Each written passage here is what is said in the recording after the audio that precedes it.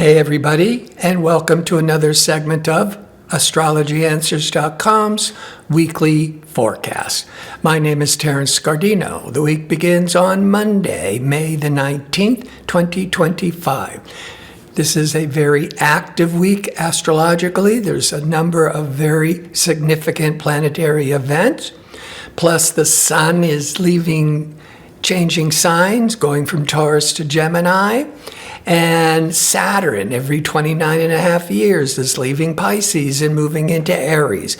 A lot of shifting energies, a lot of planetary activity. Let's start with Monday. Always like to start with where is the moon? Because the moon reflects the emotional tone and reactions of the public. The moon is in quirky, inventive, progressive, futuristic Aquarius. But it's going to be squaring or in a stressful angle to communication Mercury around 5, 6, maybe 7 a.m. Pacific time. And then that too shall pass. But that time period could make trying to express your feelings more difficult, or trying to conduct a meeting, because you might be not on the same page. You might be more prone to misunderstandings. As we get to Tuesday, the moon leaves kind of more impersonal Aquarius and goes into more compassionate, sensitive Pisces at 5:29 a.m. Pacific time.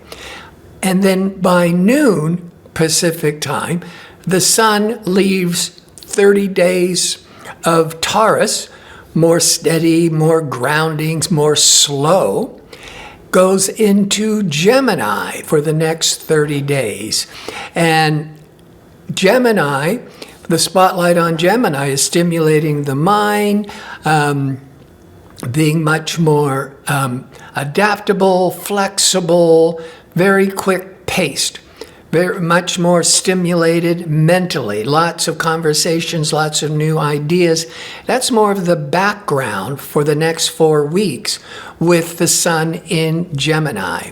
On Wednesday, the emotional moon and compassionate Pisces will be in harmony with communication Mercury. And that'll be in the early evening Pacific time. This is very favorable for speaking, for writing, for really talking about expressing your feelings. The last half of the day, Pacific time, Venus, pleasurable, romantic, creative Venus, will be in harmony with assertive, confident Mars. Now, Venus trining Mars can trigger a lot of passion, romantic passion, creative passion, but it certainly is triggering a lot of much more kind of social dynamic energies. Thursday, the moon continues in compassionate, empathetic Pisces, but at 9:26 a.m. Pacific time, it goes from watery Pisces to fiery Aries. When the public moon is in Pisces, we tend to be more reflective. But when it goes into Aries, it's more time for bold actions, more ego-oriented, let's take the lead. It's more external, where the moon was in Pisces was more internal. The sun all day, as it's now in Gemini, will be sextiling. That's a 60-degree angle to Neptune. A sextile can indicate positive opportunities, but you got to grab the opportunities. It's not things are already been finished and falls into your lap. But the sun is putting a spotlight on Neptune. So Neptune, that could really inspire the empathy and compassion and charity and healing. That's Neptune. More focused on spirituality. That's Neptune. The really awakening the imagination. And with Neptune, that could mean music and the arts. Now, after the moon goes into dynamic, fiery Aries, by noon, 1 p.m. Pacific time, then the moon will be crossing over the Neptune. And so, especially that early afternoon Pacific time, with the moon to Neptune, with the sun to Neptune, it can inspire all the most idealistic, visionary, imaginative opportunities and goals of Neptune. On Friday, with the Mars continuing in bold and assertive Aries, it's going to be trining the best flow of energy to Mars. Passionate, bold action Mars. Mars is the ruling planet for Aries. But at the same time, the moon will be crossing over Venus. The moon are these emotional attachments and feelings, and Venus could really trigger more intimacy, more love, more harmony.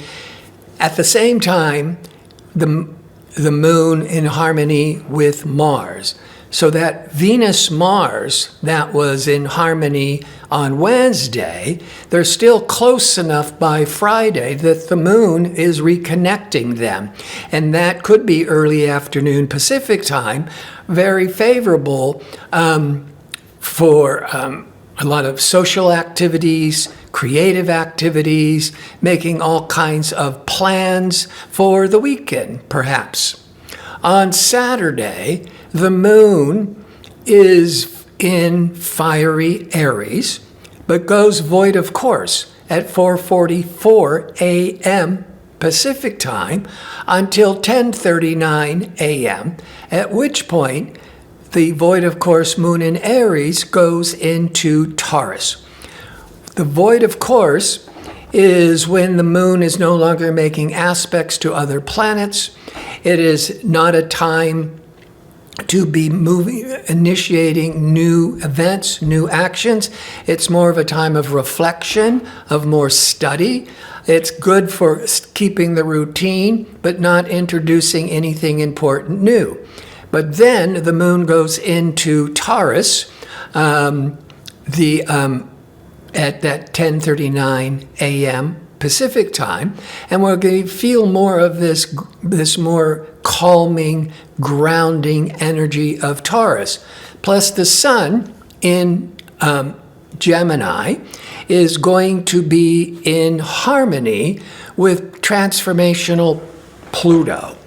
Well, on a mundane level, that sun, excellent with Pluto, could be very favorable for repairing and building and maybe overhauling major housework.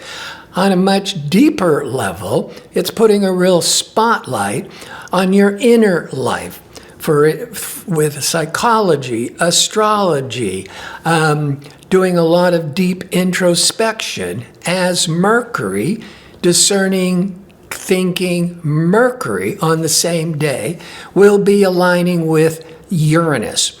Mercury-Uranus can suddenly awaken new ideas, thinking out of the box, original thinking.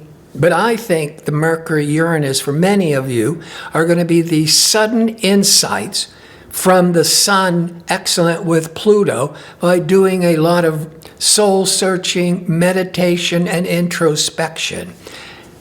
Now, Saturn has been in Pisces since March of 2023. And on Saturday, the 24th, it's moving into Aries, just briefly, to the end of August, when it moves back into Pisces to tie up loose ends. And then as we get into February next year, it's back into Aries for the next couple of years. When Saturn was in Pisces, overall, it was a time of testing boundaries. Saturn is the boundaries. But in Pisces, it could be too kind of fluid. And it's a time with that Saturn in Pisces to been more taking more responsibilities for helping those less fortunate or getting more involved in healing work, spiritual work. But now, with Saturn moving into Aries, and it's setting the groundwork through August, is taking bold action of that fiery Aries. Saturn is all that a responsibility and a sense of duty to take action and move forwards. So the Saturn in Pisces was all, for the last couple of years, could have been more reflective, more unsure, more anxiety. And now Saturn as Aries is, we got to do something about it. We've got to go after these goals and take action and not be so lost in our fears. Sunday, the moon in steady, calming Taurus will be in a hard angle to impatient Mars, mid-afternoon Pacific time. That could be for an hour or two an emotional upset, some tensions. Got to be careful of impulsive reactive energies or even accidents from not paying attention. But overall, the entire day, communication, thinking, planning Mercury will be in harmony with Saturn. So this would be favorable for the day of making a lot of really thinking and planning and making long-range goals, especially with your security, with your career. It's just that as you are making these plans, there might be a hiccup when if you're with somebody that you may be talking to in the mid-afternoon Pacific time disagrees with you. But then that blows over and it's back to being much more sensible and practical, more business-minded with that Mercury-Saturn for the entire day. I want to thank you for tuning in. I hope to see you next week with my next segment. Until then, be safe and well.